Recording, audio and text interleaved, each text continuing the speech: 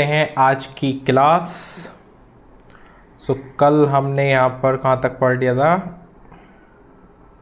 मैं आपको कल क्या पढ़ा रहा था कि अच्छा, special features of Indian constitution में फंडामेंटल राइट्स तक हमारा हुआ था, है ना। Fundamental rights and duties, okay.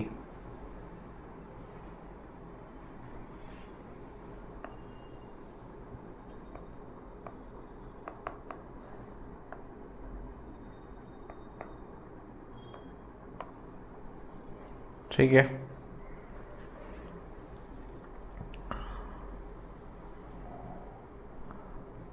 मैं आपको करा रहा था यहाँ पर special features of Indian constitutions, है ना।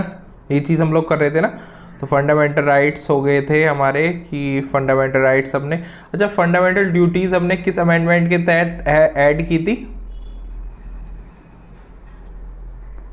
Fundamental duties, second amendment 1976। हाँ। Good afternoon. 42 अमेंडमेंट के तहत ना।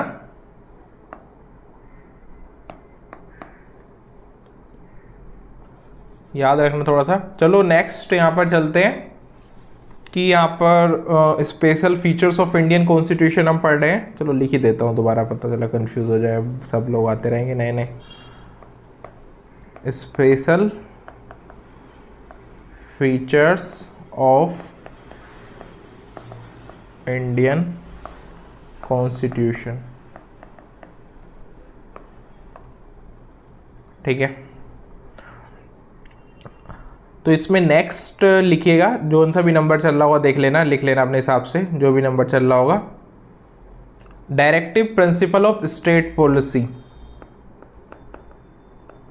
वैसे मुझे नहीं लगता डीपीएसपी को, मतलब ठीक है नाम के लिए है DPSP, but I don't think इतना फॉलो करती है सरकार। लेकिन पॉलिसी कहते तो है कि पॉलिसी बनाते हुए इनका ध्यान रखना चाहिए। अच्छा, कहाँ से लिए गए थे? अभी मैंने आपको पढ़ा दिया था पीछे, डीपीएस, हाँ किसके, इरिस कॉन्स्टिट्यूशन से ना। हाँ, तो वहाँ से जो है ये लिए गए थे। इसके अलावा अलग अलग जैसे गाइडलाइन, मतलब वो ये वेलफेयर स्टेट के लिए क्या क्या होनी चाहिए। इसके अलावा नेक्स्ट यहाँ पर स्पेशल फीचर के अंदर बात करें तो independent and integrated judiciary.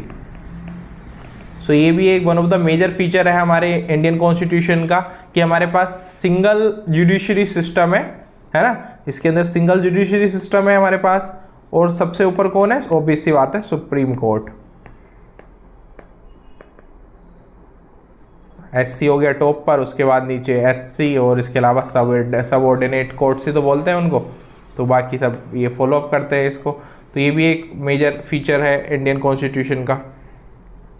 Next एक मेजर फीचर की बात करें तो जो कि सबसे मतलब पावरफुल भी है और इंडियंस को फील कराता है कि उनके हाथ में पावर है, और एक्चुअल में है भी, वो क्या है? यूनिवर्सल। ये आप लोग खुद भी लिख सकते हो, मैं जस्ट लिखवा रहा हूँ कि एक बार रिकैप करके चले जाया करोगे तो वैसे याद हो ही गए हैं आपको सारे, की पता भी होंगे कि आपसे खुद से भी अगर क्वेश्चन दे दिया जाए कि लिखो तो आप लिख सकते हो अच्छे तरीके से। बस वो ये रिप्रेजेंट कौन कितने अच्छे तरीके से कर सकता है। यूनिवर्सल एडेड फ्रेंचाइज। सो इसका मतलब क्या होता है बताओ कोई फटाफट, बेसिक सा है तो कोई बता दो। What does it mean? अच्छा सोच रहे हो कौन बताए कौन ना बताए हैं। सौम्या ने आंसर करा पावर टू वोट। तो पावर टू वोट सभी कर सकते हैं फिर?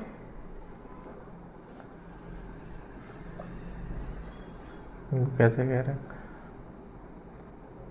18+ कर्तव्य ने दिमाग चलाया, सही। एवरी सिटीजन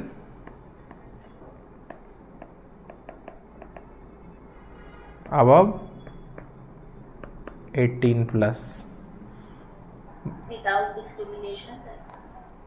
हाँ obvious सी बात है, irrespective of their caste, religion, gender etcetera. आगे लिखना है तो लिख सकते हो, irrespective of caste, religion, gender etcetera. तो सभी को वोटिंग का अधिकार है, इसलिए इंडिया में सब वोट करते हैं।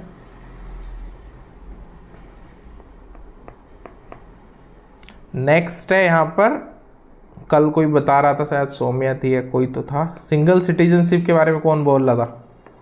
तो सिंगल सिटीजनशिप भी प्रतीक्षा कह रही थी। तो सिंगल सिटीजनशिप भी यहाँ पर बेसिकली जो है एक इंडियन कॉन्स्टिट्यूशन का एक मेजर फीचर है।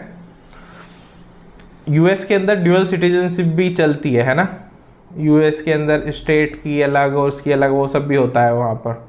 तो इंडिया के अंदर सिर्फ क्या है, single citizenship.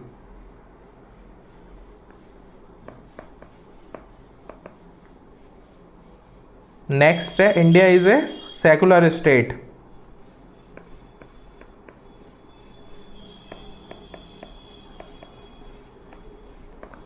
Treats all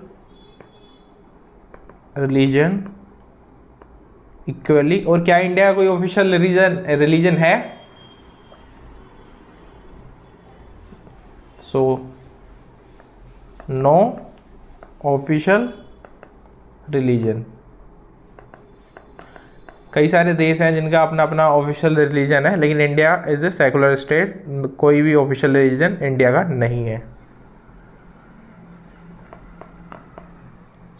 next है इमरजेंसी प्रोविजन।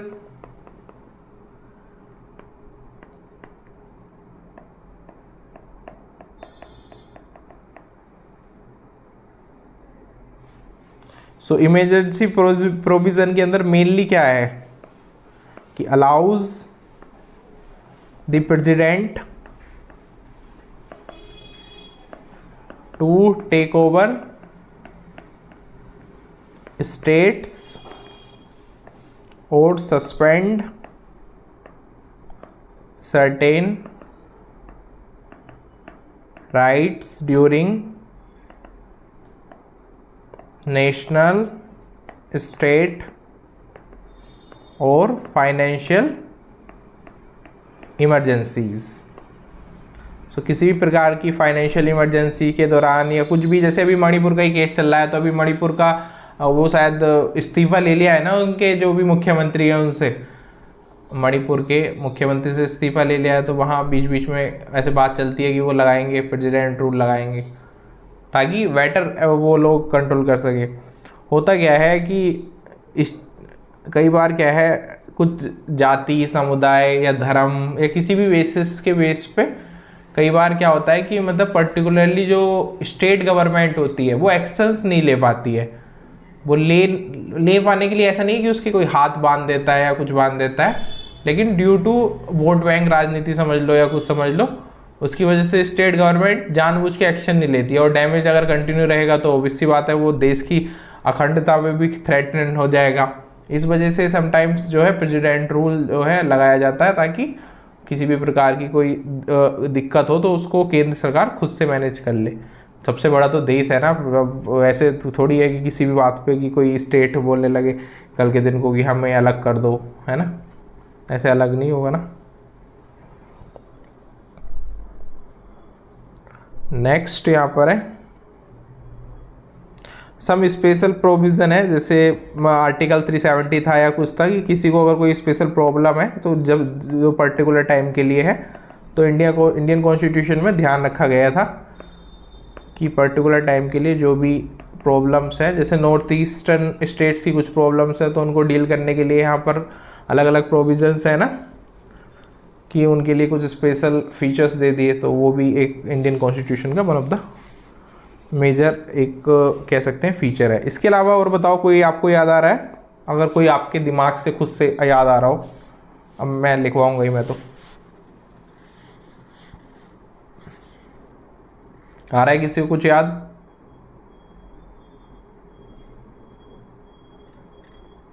अच्छा, एक काफ़ी बड़ा सा एक फीचर याद करो कोई कि मतलब जैसे कंपटीशन एग्ज़ाम्स वगैरह होते हैं आप लोगों के। हाँ, जुडिशियल रिव्यू क्या बताया, एक तो रिजर्वेशन ऑफ सीट्स भी तो है, जो स्पेशली इंडियन कॉन्स्टिट्यूशन का one of the major feature है।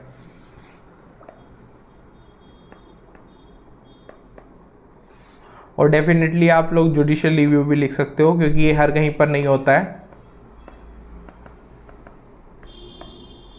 अगर अमेरिका को छोड़ दें तो जैसे ब्रिटेन की जो संसद है उसको बोलते थे कि ये अर्थ के ऊपर सबसे पावरफुल संसद है, मतलब उसका बनाया हुआ लोगो कोई पलट नहीं सकता है। ब्रिटेन के अंदर संसद आज भी काफ़ी पावरफुल है, मतलब अगर ब्रिटेन ने जो चाह लिया वही करेंगे वो लोग, मतलब उनका कोर्ट को इतना ज़्यादा वो नहीं देते इम्पोर्टेंस वगैरह। जैसे एग्जाम्पल दूँ तो जैसे अभी पीछे वो क्या थे, वो मतलब जो इलीगल इमिग्रेंट्स थे उनको, if I am not wrong, उसके टाइम पे वो कौन, क्या नाम था जो अभी इंडिया से जिसका कनेक्शन है, कोई नाम याद दिलाओ ना पहले वाले पे उसका, प्राइम मिनिस्टर का नाम याद नहीं रहा तुम लोगों को भी मेरी तरह।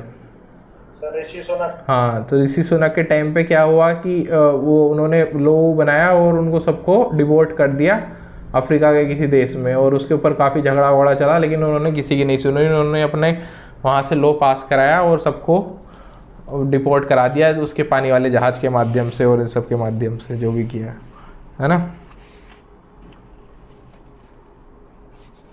इसके अलावा पंचायती राज एक फीचर हो जाएगा।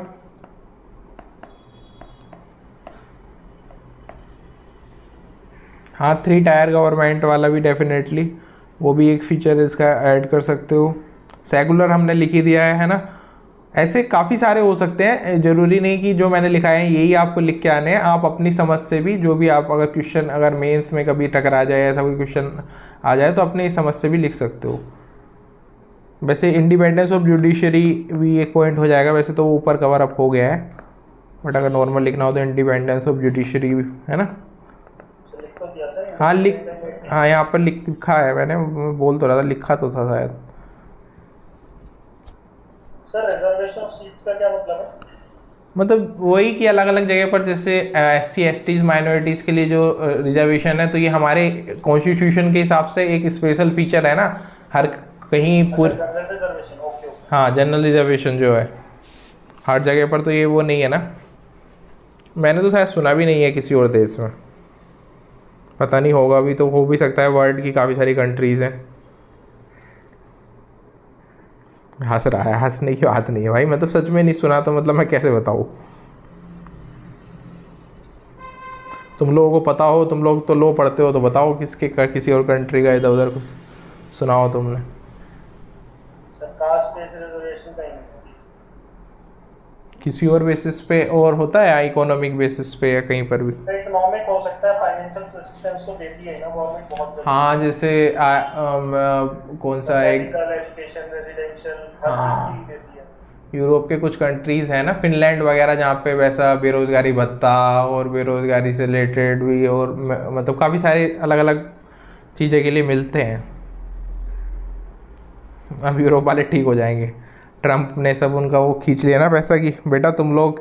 ट्रम्प भी बिल्कुल सही करते थे ना, वो कहते हैं आराम से कि जो देखो जी, सुरक्षा की जिम्मेदारी है आपकी, आप हमारी सुरक्षा करो, और हम जो अपना पैसा है वो अच्छी अच्छी रोड्स बनाने में लगाएंगे, अच्छा अच्छा इंफ्रास्ट्रक्चर पूरा बनाएंगे, और तुम हमारी सुरक्षा करो।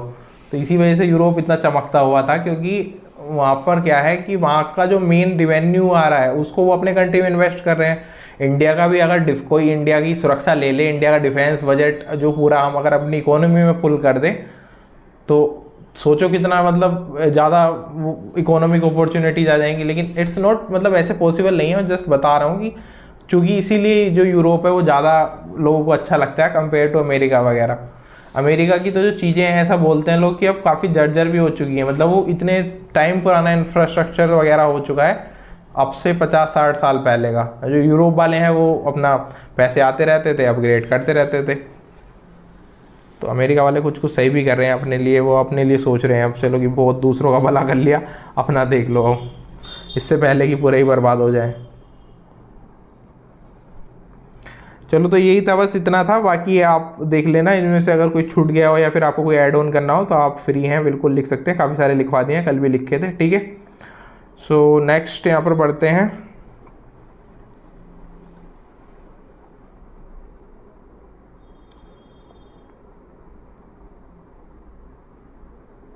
सो कुल मिला के federal and unitary features of the Indian union. तो इन्हीं सब, क्योंकि फेडरल स्ट्रक्चर है, यूनिटरी फीचर्स हैं, इसी वजह से इंडिया को क्या बोल देते हैं, इट्स क्वासी फेडरल, है ना, कि स्ट्रॉन्ग फेडरेशन है लेकिन जो टेंडेंसीज हैं ओवरऑल वो स्ट्रॉन्ग सेंट्रलाइजेशन टेंडेंसीज है। मतलब अगर सेंट्रल गवर्नमेंट कुछ चाह ले और वो हो ना, तो ऐसा हो नहीं सकता, है ना। चाहे जैसे जीएसटी वाली बात थी है या कोई भी है, इन फ्यूचर अगर गवर्नमेंट ने चाह लिया कि एक ही टाइम इलेक्शन हो तो डेफिनेटली कि वो है कि सब स्टेट से पास कराना पड़ेगा, ये कराना पड़ेगा। लेकिन अगर स्ट्रॉन्ग गवर्नमेंट विल है तो वो सब चीज़ें भी पॉसिबल हो जाती हैं काफ़ी हद तक, है ना। तो कुल मिला के सेंट्रलाइजेशन बहुत ज़्यादा इफ़ेक्ट करता है। ओके, अच्छा कोई मुझे ये बताएगा कि यहाँ पर जैसे अमेरिका के साथ, जैसे फॉर एग्ज़ाम्पल अमेरिका के अंदर स्टेट्स हैं, ये तो पता ही होगा सभी को, इंडिया के अंदर भी स्टेट्स हैं, तो इन दोनों के स्टेट्स के एग्रीमेंट में क्या डिफरेंस है?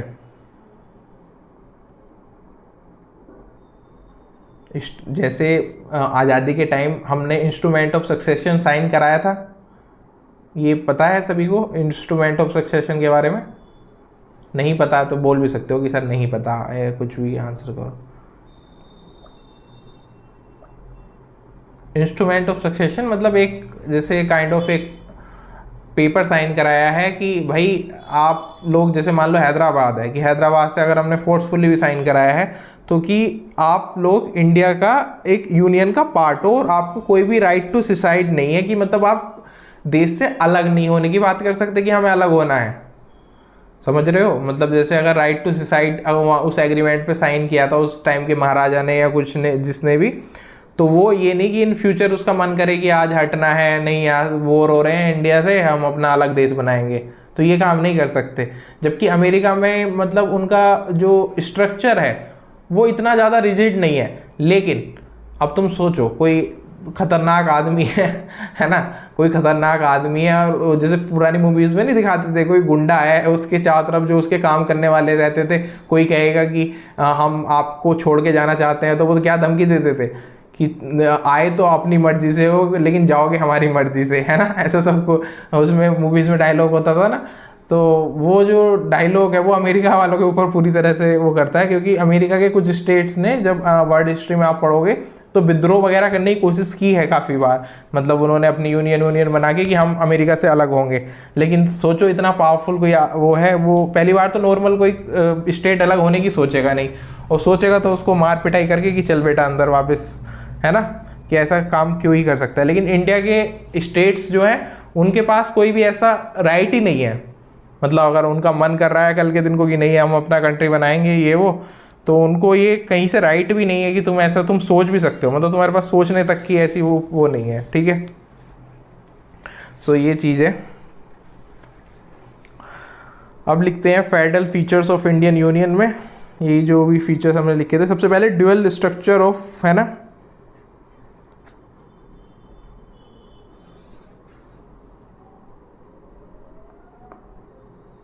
लिखते हैं ड्यूअल गवर्नमेंट स्ट्रक्चर। सो बेसी बात है, एक सेंटर में है और दूसरा स्टेट्स की स्टेट्स वाली देख रही है। इसके अलावा डिस्ट्रीब्यूशन ऑफ पावर्स जो है 3 लिस्ट के अंदर किया गया है ना, कि ये सब्जेक्ट्स हमारे कॉन्स्टिट्यूशन के जो निर्माता थे वो इतने महान थे कि उन्होंने पहले ही इस चीज़ का आइडिया लगाने की कोशिश की थी कि किस किस चीज़ों में सरकार के बीच में झगड़े हो सकते हैं, और उस झगड़े को सुलझाने के लिए किसको यहाँ पर डायरेक्शंस दी गई हैं, ये तो आप बताओ।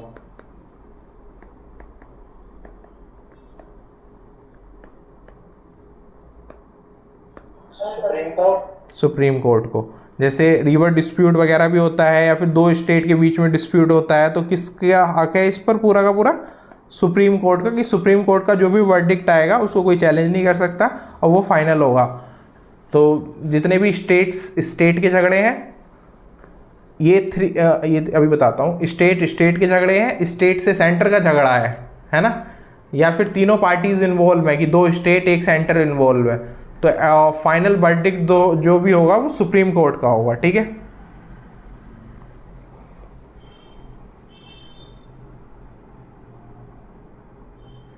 इसमें है ना, एक मिनट, थोड़ा सा पहले फेडरल फीचर्स लिख रहे हैं हम लोग, यहाँ पर हेडिंग डाल लेना। पहले फेडरल फीचर्स लिख रहे हैं ना, उसके बाद यूनिटरी फीचर्स बताऊंगा। पहले हम लोग फेडरल फीचर्स लिख रहे हैं। थ्री लिस्ट का मतलब समझ आता है ना सभी को? थ्री लिस्ट कौन कौन सी है, कोई बताएगा? कई बार बता चुका हूँ मैं। Central, state, concurrent. हाँ, कि जैसे कुछ यहाँ पर एक जो बेसिकली सेंट्रल लिस्ट है कि इसके अंदर जो गवर्नमेंट के, सेंट्रल गवर्नमेंट के जो अधिकार के क्षेत्र हैं वो इसके अंदर मेंशन्ड है कॉन्स्टिट्यूशन में क्लियरली। इसके अलावा स्टेट गवर्नमेंट के जो एक तरह से अधिकार क्षेत्र में आते हैं, जैसे एग्रीकल्चर हुआ, इसके अलावा कुछ चीज़ें हुई, पुलिस हुई, या फिर और भी मतलब जो वो चीज़ें हैं कि जहाँ पर वो लॉ बना सकते हैं, कानून बना सकते हैं, एक्शंस ले सकते हैं, तो उसमें सेंटर इंटरफेयर नहीं कर सकता। इट्स वेरी क्लियर कि अगर मान लो फॉर एग्जांपल कहीं की पुलिस है, तो उसकी पुलिस को सेंटर आदेश नहीं देगा until unless president rule apply है। ये बात क्लियर है ना सभी को? प्राइम मिनिस्टर फ़ोन करके नहीं कह सकते यूपी की पुलिस को कि ये काम करो जाके, या फिर ये वो उसका निर्देश मानने के लिए बाइंड नहीं है। उसके लिए उनको योगी को फ़ोन करना पड़ेगा, योगी फिर डायरेक्शन देगा तब काम होगा, है ना? तो ऐसे वाली चीज़ है। और कंकरेंट लिस्ट ऐसी वाली कि जिसके अंदर दोनों लोग काम कर सकते हैं। जैसे कई हेल्थ फैसिलिटीज़ हैं, जैसे एग्जाम्पल के लिए जो पीएम का आयुष्मान कार्ड है, उसकी डायरेक्शन निर्देश सभी को है कि ये हर स्टेट वाले अप्लाई करें, मतलब उनके लिए, सबके लिए ओपन है। लेकिन कौन स्टेट उसको अप्लाई करना चाह रहा है, कौन नहीं करना चाह रहा है, कई उन्होंने ऐसा कर रखा है कि जैसे आयुष्मान का फंड आया तो अपने नाम से कोई बना दिया उसको, सीएम नाम फंड से सीएम आयुष्मान कार्ड कुछ स्टेट्स ने ऐसा भी किया है साउथ में कि मतलब वो अपने नाम से उन्होंने उसका फंड को अपने नाम से दिखा दिया कि हेल्थ वाला, कि हम लोग कर रहे हैं। तो कुछ जगह पर ऐसी भी सीन है। तो कुल मिला के वो कंकरेंट लिस्ट के अंदर क्या है कि दोनों लोग कर सकते हैं, तो दोनों लोगों के पास राइट है। लेकिन ये फिर भी जो मोस्ट ऑफ चीज़ें हैं वो क्लियर है। ठीक है, सो हम अभी फेडरल फीचर्स पढ़ने हैं हमारे इंडियन कॉन्स्टिट्यूशन के। तो इसके अलावा फेडरल फीचर्स में आ जाएगा और रिटन कॉन्स्टिट्यूशन है। रिटन कॉन्स्टिट्यूशन मतलब ये मतलब कि सब चीज़ें जो पावर्स हैं क्लियरली डिफाइन है। तो बस एक लाइन में लिख रहा हूँ मैं, written constitution. Division of power मैंने बता ही दिया। इसके अलावा सुप्रीमेसी ऑफ कॉन्स्टिट्यूशन,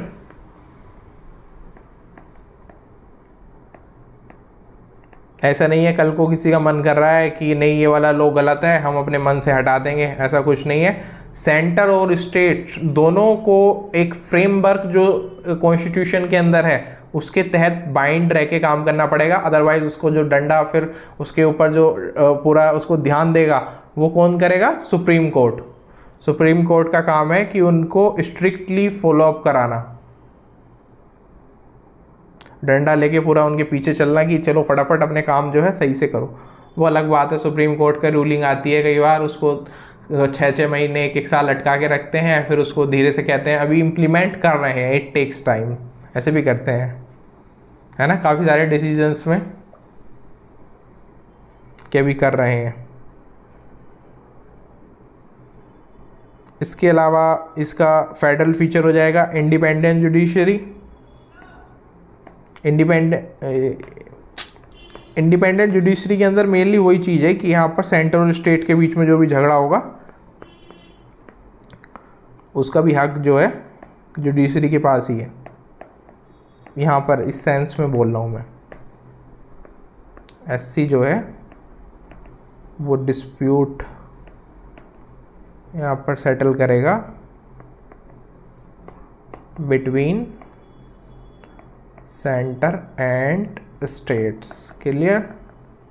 और बाकी भी समझ लेना, जो स्टेट टू स्टेट है, स्टेट वर्सेस स्टेट वाले भी, और इसके अलावा यहाँ पर सेंटर वर्सेस स्टेट वाले तो लिख ही लिया ना। ऐसे करके जो भी कॉम्बिनेशन परम्यूटेशन कॉम्बिनेशन बना सकते हो बना लो, जाना तो सुप्रीम कोर्ट के पास ही है। नेक्स्ट यहाँ पर फेडरल क्या होगा, बाई कैमरल लेजिस्लेचर।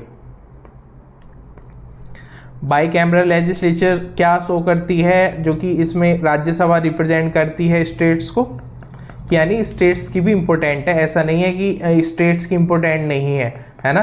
तो राज्यसभा का जो रिप्रेजेंटेशन है वो बेसिकली कहाँ से आता है, स्टेट से आता है ना, states at the centre level. मान लो अभी जो भी कानून बन रहे हैं इसमें स्टेट्स का भी देकर रोल है ही, अदरवाइज वो कानून को राज्यसभा में भी लटका सकते हैं ना। लेकिन अगर वो कंसेंट दे रहे हैं इसका मतलब स्टेट्स का भी यहाँ पर जो है कहीं ना कहीं हाथ है उस चीज़ में।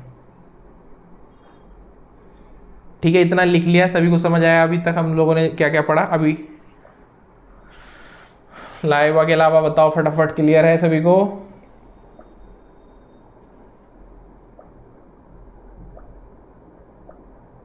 ठीक है, सौम्या, वेदिका,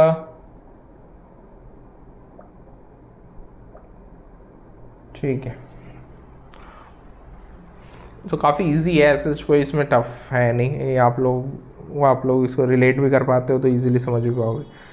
नेक्स्ट है unitary features of Indian union. Unitary features of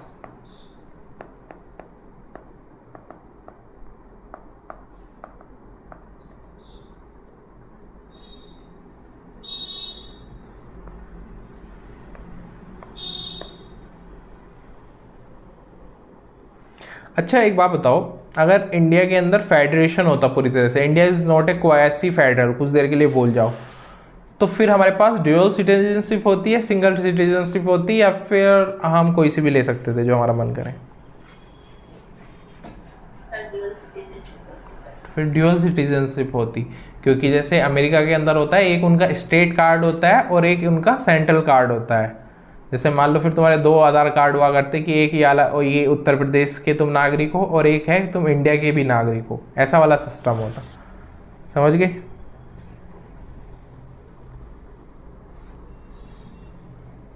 so unitary features में क्या है, सबसे पहले स्ट्रॉन्ग सेंटर,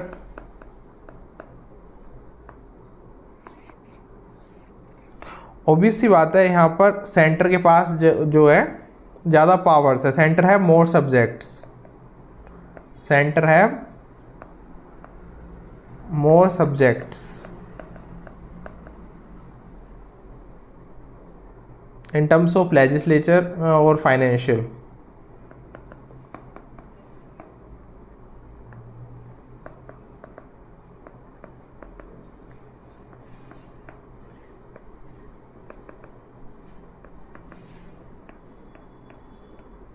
क्लियर?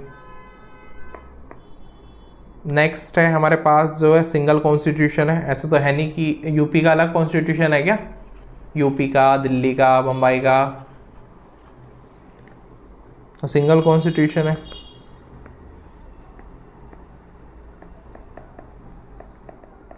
जबकि यूएसए के अंदर क्या है, यूएसए के अंदर बता दूं तो हर एक स्टेट का खुद का भी कॉन्स्टिट्यूशन है। हो सकता है कि फॉर एग्जांपल ड्रग्स, जैसे ड्रग्स हैं, इसके अलावा गांजा चरस जो भी समझ लो, कुछ कुछ स्टेट्स ऐसे हैं जहाँ पर वो चीज़ें लीगली वो नहीं है, मतलब वो लीगली एक तरह से मतलब वो अलाउड है लीगली, ड्रग्स वगैरह लेना, उनमें कोई ऐसे कोई दिक्कत नहीं है। लेकिन कुछ ऐसे स्टेट्स हैं यूएस में जिसके अंदर नहीं है। सेम पोर्नोग्राफी वगैरह को लेकर भी है, कई स्टेट्स ऐसे हैं जिनके अंदर वो उनका पूरा लीगल है कि मतलब उसमें कोई तुम्हें पुलिस नहीं पकड़ेगी, ये पर्टिकुलर तुम कोई पर्टिकुलर शूट कर रहे हो, कुछ कर रहे हो, उसके अंदर पुलिस का कोई इंटरफेरेंस नहीं होगा। जबकि अगर आप उनका कानून जो है पूरे अमेरिका के लेवल पे देखोगे तो कई बार वो डिफ़र हो सकता है।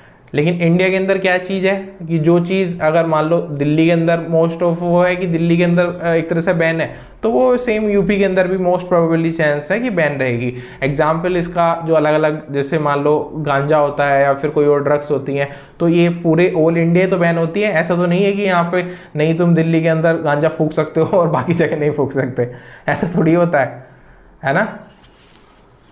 ऐसा नहीं है ना, या ऐसा है? तुम्हें क्या लग रहा है? रिस्पॉन्स नहीं कर रहे हो तुम लोग। तो सिंगल कॉन्स्टिट्यूशन है।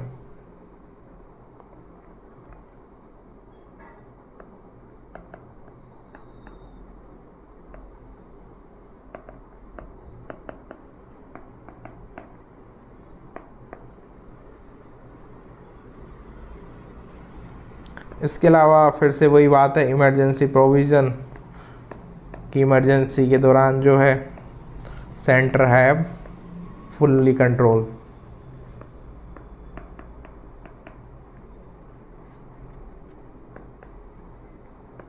अच्छा, सेंटर ने यहाँ पर फुल कंट्रोल कर लिया तो ये किस चीज़ का फीचर होगा? यहाँ पर ये फेडरेशन को दिखा रहा है या फिर यूनिटरी फीचर को दिखा रहा है? यूनिटरी को दिखा रहा है। कर तब भी क्या कह रहा है? लीगली नहीं फूंक सकते। लीगली कैसे भी नहीं फूंक सकते। तो हाँ, हैम्प से जुड़ी चीज़ों पे गवर्नमेंट पिछले कुछ टाइम में थोड़ी सी वो हुई है। अब आप लोगों को हैम्प के काफ़ी सारे प्रोडक्ट्स मिलते हैं। हैम्प से जुड़े आजकल बहुत अच्छे अच्छे ऑयल्स आ रहे हैं, पेन ऑयल्स आ रहे हैं और वो काम भी बहुत अच्छा करते हैं। और इवन हेयर ऑयल्स आ रहे हैं और भी चीज़ें आ रही हैं, मतलब क्रीम्स आ रहे हैं और बहुत सारी चीज़ें हैं हैम्प से जुड़ी हुई।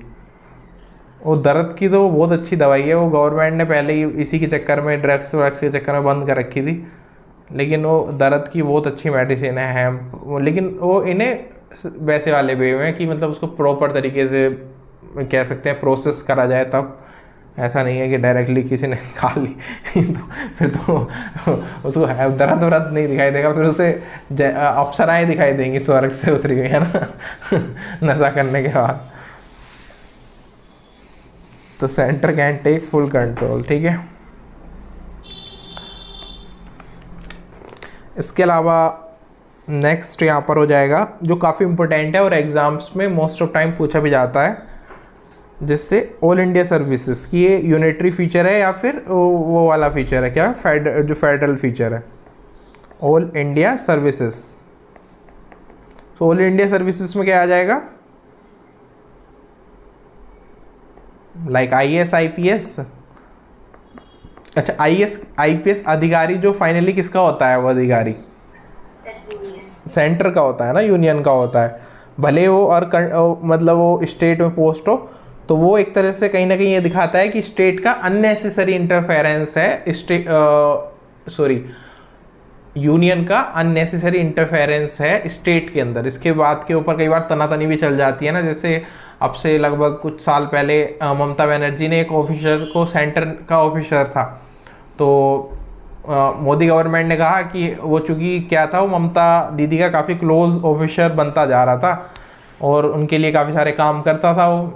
तो गवर्नमेंट को पता चला, गवर्नमेंट ने ऑर्डर पास किया कि जो पर्टिकुलरली ABC व्यक्ति हैं वो रिपोर्ट करें दिल्ली, और उनका जो है वहाँ से काम पूरा हो चुका है, अब वो वहाँ पर नहीं रहेंगे।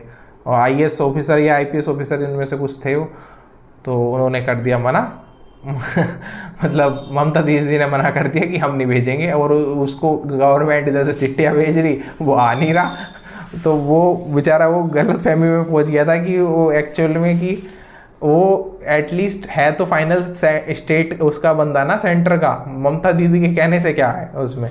तो फिर उसके ऊपर काफ़ी मतलब कार्रवाई वगैरह हुई, वही सब मतलब कुछ लगा होगा कि जो बात नहीं मानने के ऊपर कोई अटैम्प वगैरह लगते होंगे, तो उसको वापस फिर जाना ही पड़ा फाइनली। लेकिन ममता दीदी ने पूरी वो लगा दी थी कि ऐसे नहीं है कि हमारे अब बंगाल का ही ऑफिसर है और इसको हम ऐसे नहीं जाने देंगे। तो ऐसे भी कई बार जो सेंट्रल गवर्नमेंट के साथ जो है स्टेट गवर्नमेंट कंट्रोवर्सीज में आ जाती है, लेकिन फाइनल जो हक है वो किसका है, सेंटर का ही है। सो कंट्रोल्ड बाय, लेकिन जो एसडीएम होते हैं, मतलब देखो पहले जो डायरेक्टली लगते हैं, चाहे तो यूपीएससी से भी अगर आप जाते हो तो पहले एसडीएम ही लगते हैं, है ना। लेकिन तुम एसडीएम किसके होंगे, most of controlled by central government. लेकिन अगर जैसे तुम पीसीएस के थ्रू जो भी परीक्षा पास करके लगते हो अगर एसडीएम वगैरह, तो वो उस केसेस में वो किसका होगा, पीसीएस ऑफिसर्स किसकी कैटेगरी में आते हैं, इसकी नॉलेज है, स्टेट के। पीसीएस ऑफिसर्स का डायरेक्टली कंट्रोल रहता है स्टेट का, उनका सेंट्रल से कोई लेना देना नहीं। मान लो अगर आज सेंट्रल फ़ोन करेगा कि पर्टिकुलर पीसीएस ऑफिसर को मैं बुलाना चाहता हूँ, तो बिल्कुल नहीं बुला सकते, वो सिर्फ डेपुटेशन पे। कई बार मतलब जैसे किसी ने अच्छा काम कर रहा है कोई, या फिर किसी ऑफिसर्स की ऐसी बहुत तारीफ हो रखी है, तो उसको डेपुटेशन पे कई बार जो गवर्नमेंट की, सेंट्रल गवर्नमेंट की एजेंसीज होती हैं वो रिक्रूट कर लेती हैं। जैसे एग्जांपल के लिए आपको बताऊँ तो आपको जैसे सीबीआई में जाना है, तो सीबीआई में आप पुलिस से भी जा सकते हो, आईपीएस बन के भी जा सकते हो, इसके अलावा यहाँ पर उसके थ्रू भी जा सकते हो, पीसीएस के थ्रू भी जा सकते हो। उसमें क्या होता है, कुछ टाइम के लिए डेपुटेशन पे बुलाते हैं कि अच्छा अगर आपका मन है, आप सीबीआई में कुछ कार्यरत होना चाहते हो कुछ टाइम के लिए, तो आपको 3 साल 5 साल 10 साल ऐसे करके मतलब कुछ टाइम के लिए वो बुला लेते हैं। सेम आईबी का भी है। इसके अलावा जो ये विजिलेंस डिपार्टमेंट होते हैं और इसके अलावा नारकोटिक्स वगैरह होता है, इन सब में भी मतलब ऐसा नहीं है कि परमानेंट ऑफिसर्स नहीं होते, परमानेंट ऑफिसर्स होते हैं, लेकिन कई ऑफिसर्स जो हैं ऐसे डेपुटेशन पे भी बुला लेते हैं कि इनको एक्सपीरियंस है या उनको जाने का मन है तो डेपुटेशन पे भेज दो। लेकिन डायरेक्टली वो लीगली बाइंड नहीं है कि यहाँ पर उनको जाना ही है पीसीएस ऑफिसर्स के लिए, समझे।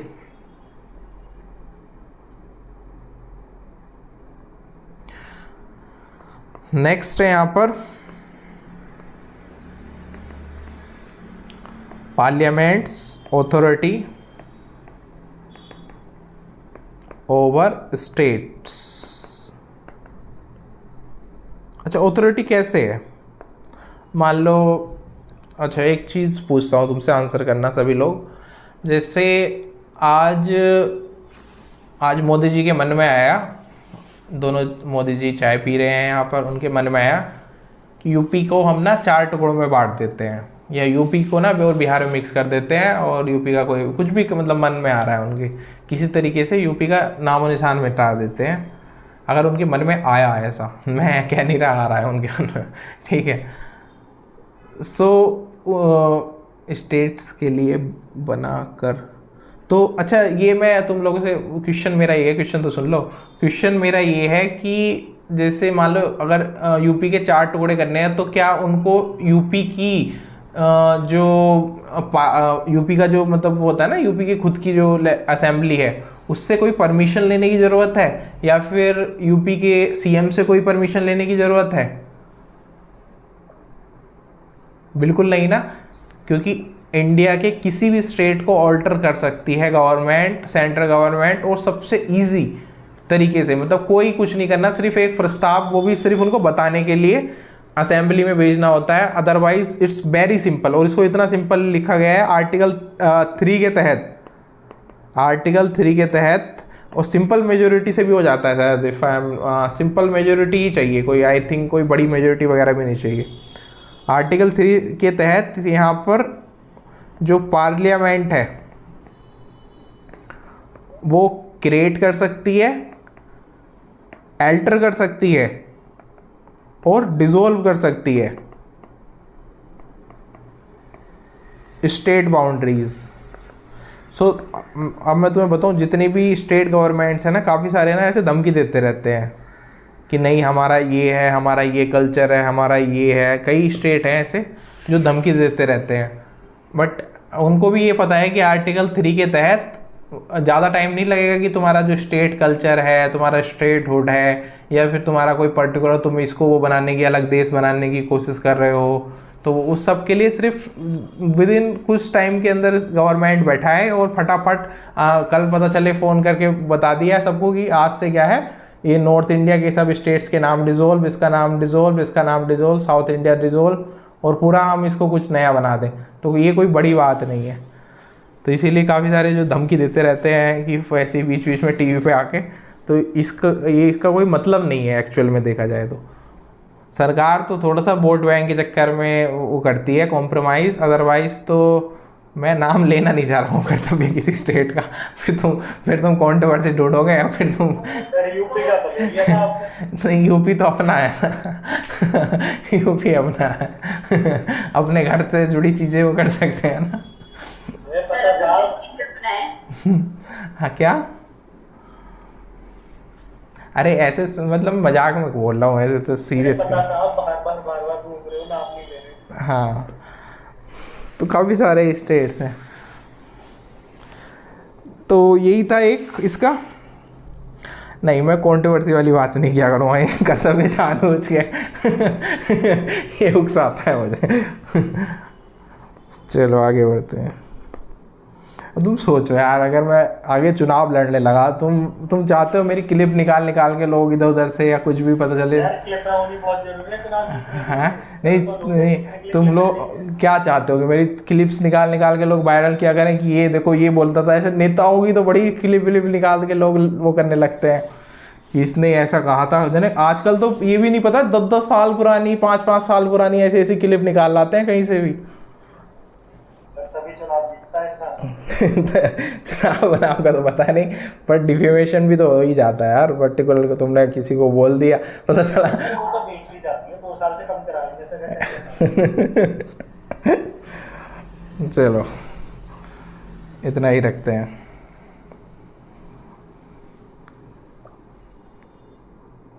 पार्लियामेंट्री अथॉरिटी ओवर स्टेट्स ये हो गया। अब लास्ट एक इम्पोर्टेंट रह गया है कुछ, हाँ, गवर्नर्स रोल।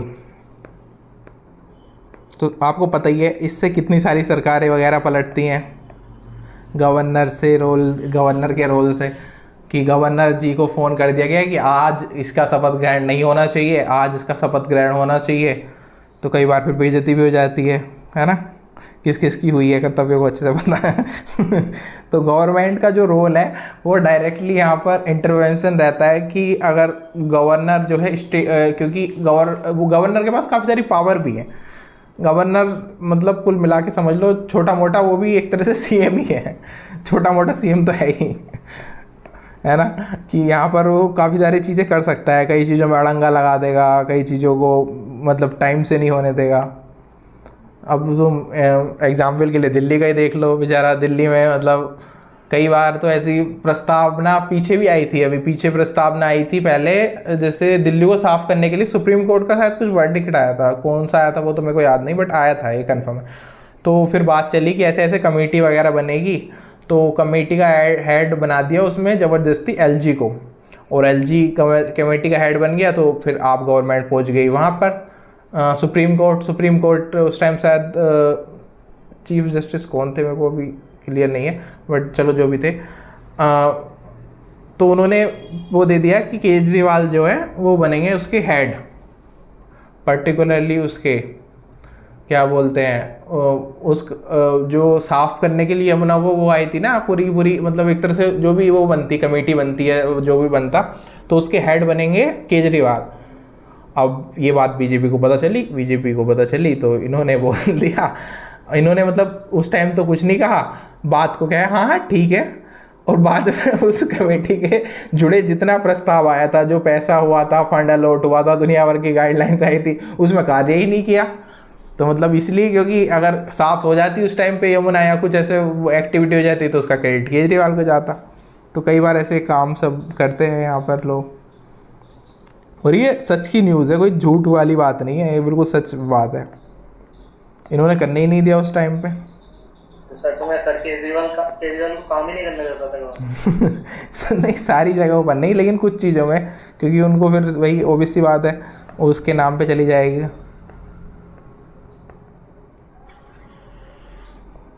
कई देखो जो हमने लाइन लिखी है, governor acts as the central agent in states, तो सेंटर में जो भी मतलब एक तरह से ऑब्वियस सी बात है, कई जो स्टेट्स हैं वो बोलते भी हैं कि गवर्नर जो है ये उन पर्टिकुलर मोदी जी का एजेंट है या उसका एजेंट है या करंट टाइम पे जो भी गवर्नमेंट है, ऐसे नहीं बोल देते इनके एजेंट की तरह काम कर रहे हैं।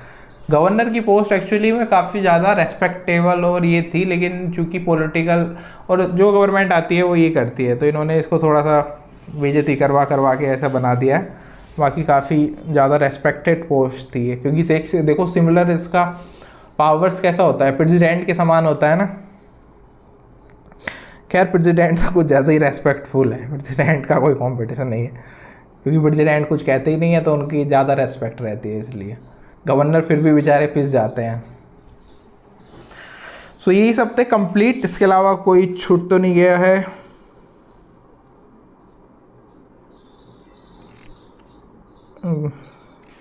मैं याद कर लेता हूँ। सिंगल कॉन्स्टिट्यूशन हो गया, नेशनल इमरजेंसी हो गया है, गवर्नर्स रोल हो गया है, ऑल इंडिया सर्विसेज हो गई हैं, सिंगल कॉन्स्टिट्यूशन, स्ट्रॉन्ग सेंटर। कोई याद आ रहा है तुम्हें कोई ऐसा कुछ स्ट्रॉन्ग सा?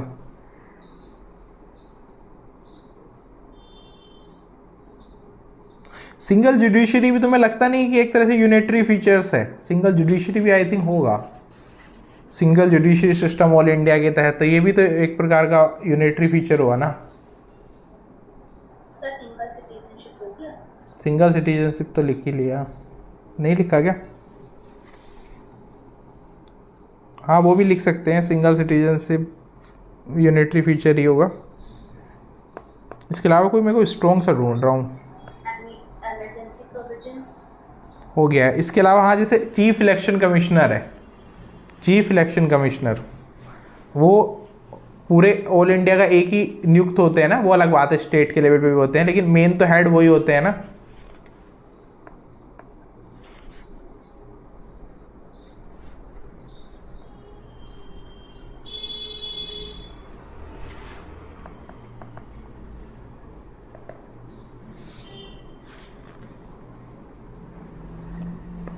चलो इसको पूरा वाक्य लिखते हैं। The authority of the CAG, CAG समझ गए ना, controller and auditor general, and the chief election commissioner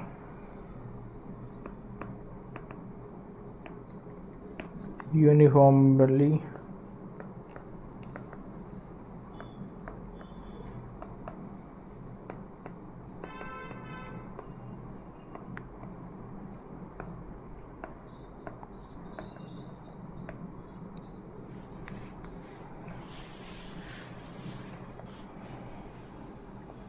ठीक है।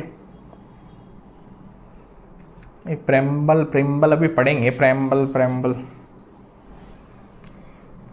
तो बस इतना काफ़ी है, और कुछ रह गया होगा तो देख लेना।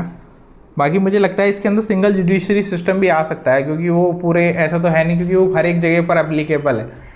और एक तरह से मान लो कि कोई भी चीज़ तमिलनाडु में भी हुई या कहीं पर भी हुई, एट द एंड फाइनल जो है एक तरह से वो यूनिटरी फीचर ही तो शो कर रहा है। इंडिपेंडेंट है तो यूनियन में आएगा, इंडिपेंडेंट है यूनियन में, इंडिपेंडेंट मतलब है तो इंडियन यूनियन का ही फीचर ना। Judiciary comes under the Indian union, ऐसे तो है नहीं कि उससे बाहर चले जाएगा कॉन्स्टिट्यूशन से, इंडियन यूनियन में आएगा डेफिनेटली, क्यों नहीं आएगा।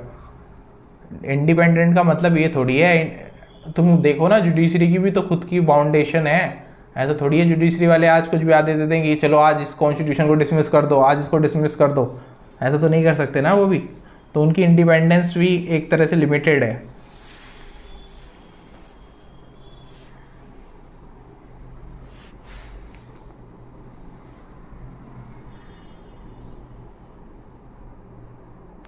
इंडिया के अंदर जुडिशरी है तब तक ही देश बचा हुआ है, बाकी तो यहाँ तो वैसे ही एक दूसरे को अब तक तो पूरा निगल चुके होते सारे नेता लोग मिल के खप खा गए होते यार, राक्षस वाली तरह। अगर ऐसा होता तो राक्षस वाली तरह से मूवी पहले दिखाते थे ना, राक्षस अपने अंदर पूरा सब कुछ जा रहा है उनके अंदर, तो वैसा वाला सीन कर दिया करते। लेकिन मुझे ऐसा लगता है जेल वेल का डर तो है नहीं इंडिया के अंदर अभी भी लोगों के अंदर, और मतलब जो थोड़े से क्रिमिनल टाइप लोग हैं, जेल वेल का डर कम ही है लोगों के अंदर। जब ड्रम में भर देते हैं वो, तो ड्रम में भरने से पहले उनको ये नहीं समझ आता कि ड्रम में भर रहे हैं तो जेल जाएंगे, तो इसका मतलब उनको खौफ नहीं है। ड्रम में भरने वालों में के अंदर भी खौफ नहीं है। हाँ, जो बेचारे छोटे मोटे आदमी हैं वो थोड़ा बहुत डर लेते हैं।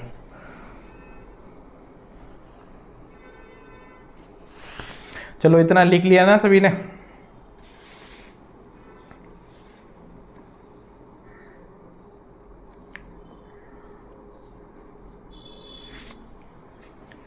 इतना क्लियर है सभी को? आगे बढ़ें, आगे बढ़ाएं गाड़ी को।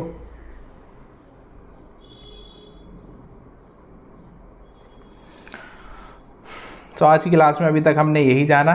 सबसे पहले हम लोग कर रहे थे कुछ इंडियन कॉन्स्टिट्यूशन के स्पेशल फीचर्स, तो इसमें फंडामेंटल ड्यूटीज़ DPSP, इसके अलावा independent and integrated judiciary, universal एडेड फ्रेंचाइज। स्टार्टिंग से दिखा दूं। मिकेश लेट आया, अब इसको स्क्रीनशॉट चाहिए। करो करो करो फटाफट, बोलते रहो। नेक्स्ट नेक्स्ट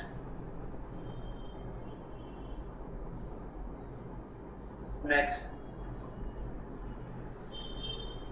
अगर तभी चला ना जाए क्लास से। नेक्स्ट नेक्स्ट करते हुए उसे लगे कि अब दूसरी क्लास की बारी है। सर नेक्स्ट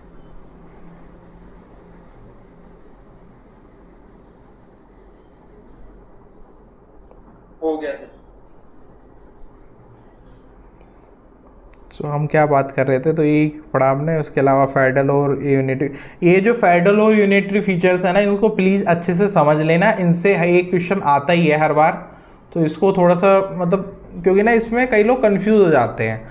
इसमें क्या होता है कि वो तुमसे पूछ रहा है कि यूनिटरी फीचर्स, इनमें से जैसे 4 ऑप्शंस दे देंगे, बाकी तो हम प्रैक्टिस करेंगे अच्छे से, लेकिन फिर भी तुम्हारा भी कर्तव्य है ना, कर्तव्य से कर्तव्य लो थोड़ा। तुम्हारा भी कर्तव्य है कि इसको अच्छे से एक बार समझ लो, और फेडरल और यूनिटरी फीचर्स का डिफरेंशिएशन समझो कि क्या डिफरेंशिएशन है, क्योंकि एग्जाम्स में आपको 4 ऑप्शंस दे देंगे, फिर आपसे पूछ लेंगे इसमें से कौन सा फेडरल है, या फिर मैच द फॉलोइंग। जैसे कल हम लोगों ने MCQs करे थे ना कुछ, जहाँ पर मैच द फॉलोइंग कराया था, तो वहाँ पर आपको ऐसे फेडरल फीचर्स और यूनिटरी फीचर्स को मैच करने के लिए भी दिया जा सकता है। ये लगता है ईजी है, इसमें सिर्फ दिक्कत ही होती है कि इंसानों कन्फ्यूज़न होकर क्वेश्चन गलत हो जाता है। अदरवाइज पॉलिटी मुश्किल नहीं है, लेकिन इसके अंदर बारीकियाँ चाहिए थोड़ी सी। कई बार इसमें मैंने देखा है लोग ये जो क्वेश्चंस गलत होते हैं, क्योंकि ये आम बातें हैं, ये सभी को पता होती हैं। मतलब अगर आप थोड़ा सा जनरल नॉलेज की वो रखते हो तो, वैसे तो नहीं पता होती सबको।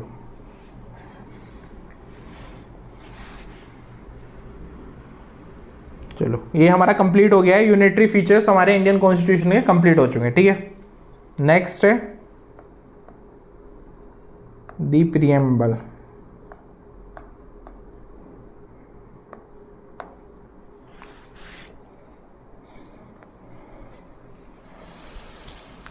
प्रीएम्बल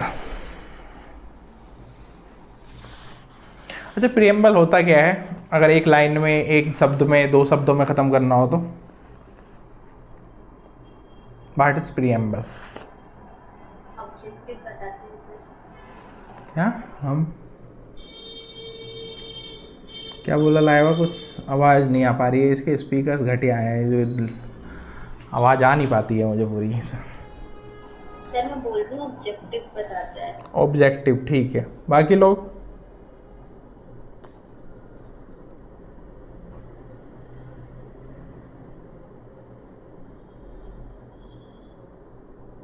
ये कोई, मैंने तुमसे ये पूछ लिया कि नासा कैसे बनेगा, वो नासा की रॉकेट कैसे बनेगा, या आइसरो का रॉकेट कैसे बनेगा, इसका फॉर्मूला बताओ, ऐसा तो नहीं है ना।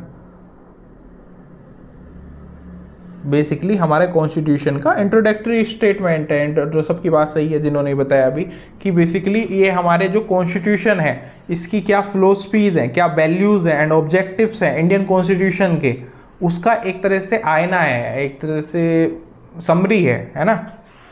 तो इसको हम चाहे तो डेफिनेशन इसकी लिख सकते हो। क्या लिखें? The preamble is the introductory statement of the Constitution. It reflects the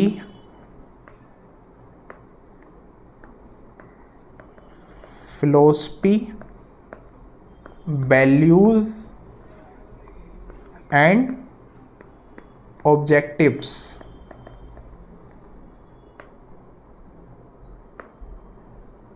of the Indian constitution. और कई लोग इसको क्या बोलते हैं? क्या बोलते हैं कई लोग इसको? इट इज़ अ, क्या बोलते हैं? कुछ पता है इसको क्या बोलते हैं? कुछ लोगों का कहना है it is like a soul.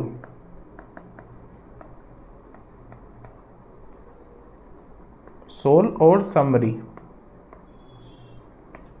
Of constitution. ठीक है,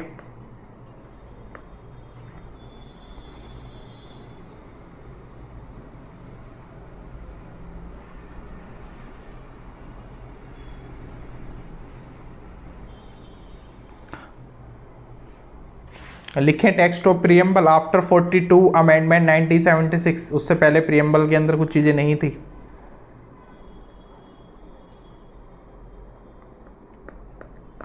text of the preamble after 42nd amendment 1976। ठीक है, ये भी याद रख लेना कि कब अमेंड हुआ था, ये भी इंपॉर्टेंट है, कई बार पूछ लेते हैं। क्या लिखूं? कर्तव्य सुना रहा था कल। We the people of India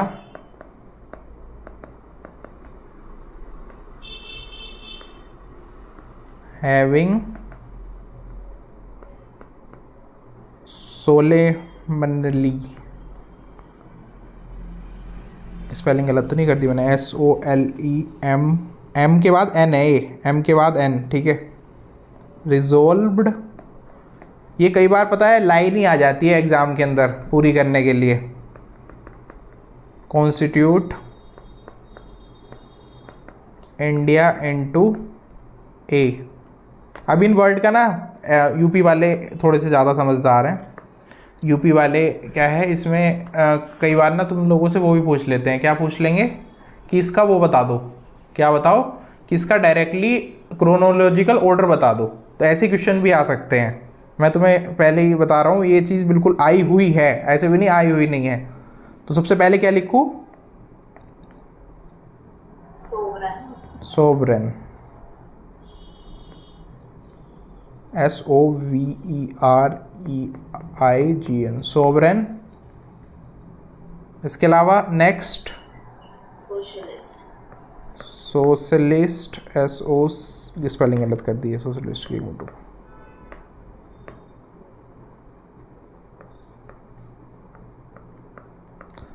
socialist. इसके बाद secular,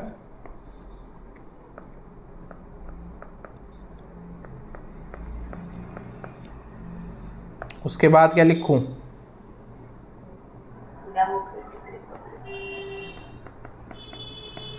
democratic and PUBLIC, republic. इन वर्ड का क्रोनोलॉजिकल ऑर्डर एस्केंडिंग डेस्केंडिंग सभी तरीके से बिल्कुल अच्छे से याद होना चाहिए।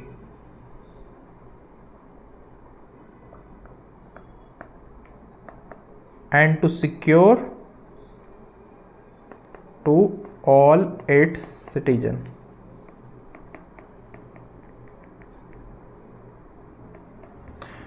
इसमें तुमने एक चीज़ गौर करी, ये जो पर्टिकुलर चीज़ें हैं ये इंडियंस के सिटीजन्स के लिए एक्सक्लूसिव राइट्स हैं, अंडरस्टैंड।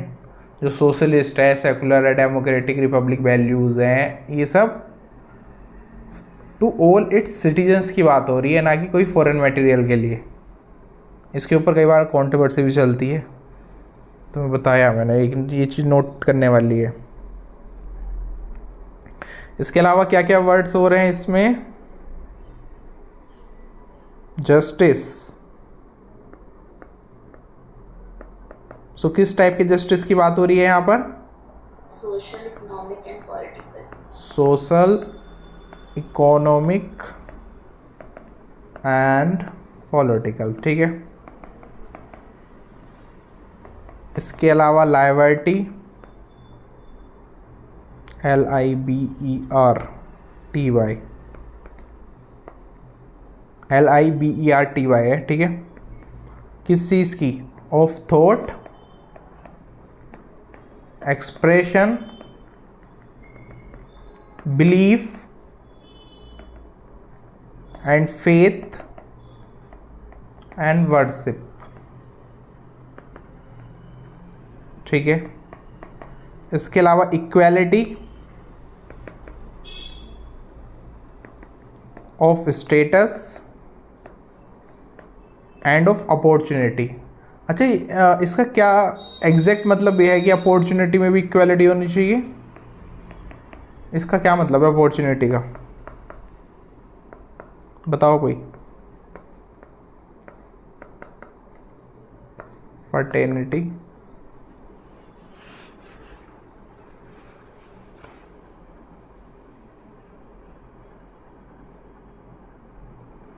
अपॉर्चुनिटी का मतलब बता दो, किस सेंस में कह रहे हैं यहाँ पर,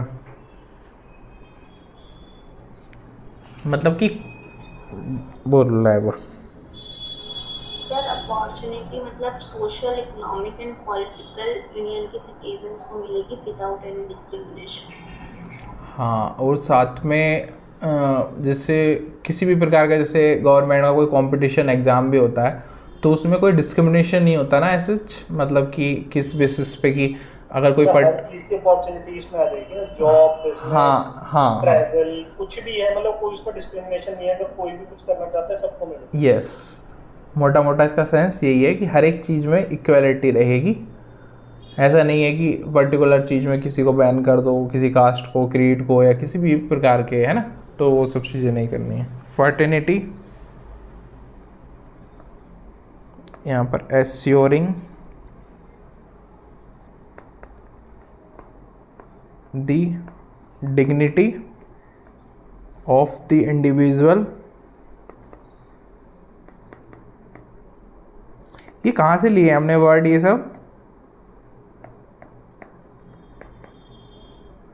सर यूएसए से ही लिए होंगे, वो फ्रांस से लिए थे ना।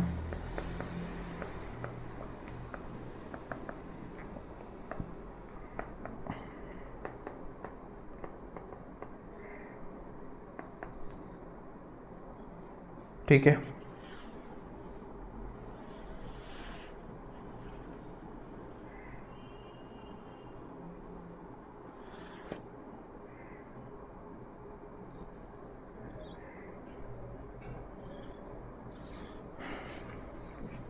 तो हमने लिख लिया है यहाँ पर पूरा। कीवर्ड्स थोड़े से मैं अभी एक्सप्लेन करना चाहूँगा, बाकी तो वैसे आपको पता ही होगा मोस्ट ऑफ लोगों को, लेकिन फिर भी I will explain little bit. उसके बाद इसका सिग्निफिकेंस भी बताऊँगा क्या है प्रिम्बल की। अच्छा, क्या ये इन्फोर्सेबल है?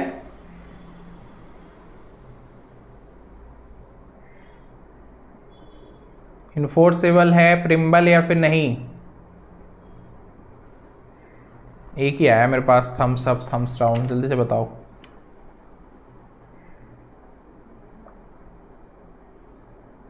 देखो पता करो, इन्फोर्सेबल है।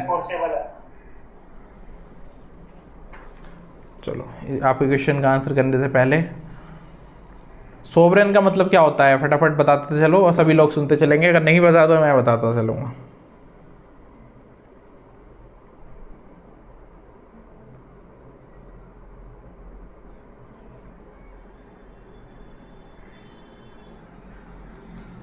Sir independent to make own decision, खुद के फैसले खुद लेने के लिए। Yes, India is free to make their own laws, own decisions, anything else, मतलब किसी भी चीज़ में हमें किससे कैसे रिलेशंस रखने हैं, किससे तेल खरीदना है नहीं खरीदना है, तो इट्स आवर सोल डिसीजन, ना कि कोई हमारे ऊपर दबाव बना रहा है तो उस चीज़ में हम लोग जाके झुक जाएं। ऐसा सब हम लोग बिल्कुल, मतलब एक तरह से हमारा जो कंट्री का कॉन्स्टिट्यूशन है हमें इन सब की डायरेक्शंस नहीं देता है, प्रीएम्बल भी। तो जो सोवरेन है, मतलब हम अपने किसी भी चीज़ में हमें जिससे बात करनी है करेंगे, जिससे हमारे जिसके साथ चाय पीनी है पियेंगे, इसका कोई लेना देना कोई भी फॉरेन अथॉरिटी हमारे ऊपर हक नहीं जता सकती। तो सोवरेन का मतलब ये होता है India is a free to make its own laws and decisions. ठीक है, क्लियर।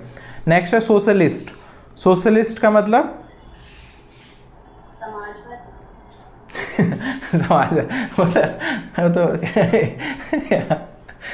ठीक हो गया, वो तो हिंदी वर्ड हो गया ना, मतलब मीनिंग क्या है? समाजवादी का मतलब क्या है आखिर?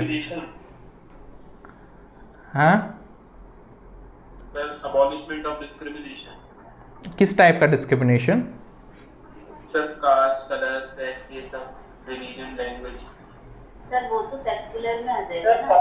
प्राइवेट अपॉर्चुनिटीज, मतलब सिर्फ गवर्नमेंट कंट्रोल नहीं रहेगा, प्राइवेट प्लेयर्स वगैरह के लिए जो रहेगा वो चीज। सो गवर्नमेंट जो है, सोशलिस्ट का मतलब तो स्टेट वो है, वो सोशल और इकोनॉमिक इक्वालिटी के लिए काम करेगी। मतलब सामाजिक स्तर पे लोगों के अंदर समानता रहे, जैसे कि फॉर एग्जांपल कोई आदमी मजदूर पैदल चल रहा है, एक आदमी BMW से चल रहा है, तो सरकार की है एक तरह से क्या कहेंगे, जिम्मेदारी है कि दोनों को एटलीस्ट एक मिनिमम अमाउंट ऑफ की इस इक्वालिटी के स्तर पर लेके आया जाए। और सेम इकोनॉमिक इक्वालिटी के अंदर भी है कि कोई जैसे फॉर एग्जांपल जैसे कोई प्रोजेक्ट निकला कि यहाँ से यहाँ तक तुम्हें रोड बनानी है, तो एक कोई धन्ना सेठ है, दूसरा एक नॉर्मल कोई कंस्ट्रक्शन वर्कर है या फिर उसकी टीम है, जो भी मतलब वो लोग छोटा मोटा काम करते हैं, तो दोनों को जो बिड के माध्यम से, एक पर्टिकुलरली टेंडर के माध्यम से जैसे कार्य होते हैं, तो मतलब एक काइंड ऑफ एक सोशल अपॉर्चुनिटी, उनको जो इकोनॉमिक इक्वालिटी के लिए अपॉर्चुनिटीज़ हो सकती हैं, तो गवर्नमेंट की ऐसी पॉलिसीज़ होनी चाहिए जो कि सोशल यहाँ पर और इकोनॉमिक इक्वालिटी के लिए कार्य करे। ठीक है, सो इकोनॉमिक इक्वालिटी मेंटेन करने के लिए काम करा जाए, तो यही सोशलिस्ट बेसिकली वर्ड है। ये जो वर्ड है मोस्टली कहाँ से आया है? सोशलिस्ट वगैरह की बातें कहाँ पे होती हैं? कम्युनिज्म की बातें कहाँ होती हैं? हाँ, रशिया चाइना सोशलिस्ट, वही कम्युनिस्ट सोशलिज्म, वही लोग बात करते हैं ना इन सब चीज़ों की, कि इकोनॉमिक इक्वालिटी वगैरह होनी चाहिए, कैपिटलिस्ट लोग मतलब दुनिया को खा जाते हैं, इस टाइप वाली बातें। तो खैर इंडिया अभी जो करंट टाइम पे है इन सब प्रिंसिपल्स को कोई इतने अच्छे से फॉलो नहीं कर रहा है, बट ठीक है जो भी है, वॉट एवर। नेक्स्ट आते हैं सेकुलर। तो सेकुलर का मतलब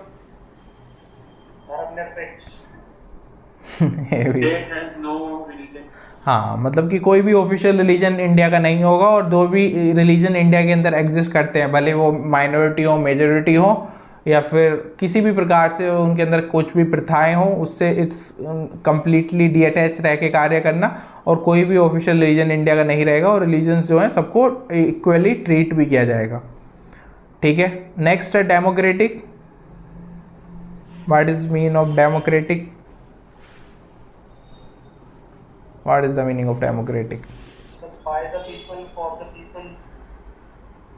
मतलब वो मोनार्क सिस्टम नहीं है, पीपल इलेक्ट करेंगे। Yes, हाँ, ये लास्ट वाली लाइन बिल्कुल सही है कि डेमोक्रेटिक सिस्टम का मतलब यही है कि जो भी लोग हैं वो जनता द्वारा चुने जाएंगे, ना कि किसी पर्टिकुलरली कोई पर्ची उछाल दी या फिर कुछ ऐसा जादू काम कर दिया, या किसी उसने देवता ने बोल दिया, किसी ने बोल दिया, ऐसा सब काम नहीं। कोई पर्टिकुलरली एक प्रोसेस है जिसके तहत इलेक्शंस होंगे, और इस इलेक्शंस के तहत हम अपने इलेक्टेड जो रिप्रेजेंटेटिव है वो लोग डिसाइड करेंगे, इंडिया के लोग डिसाइड करेंगे। ठीक है, नेक्स्ट है यहाँ पर Republic. What is Republic mean? India is A Republic बोलते हैं ना, तो व्हाट डज दैट मीन? बताओ फटाफट।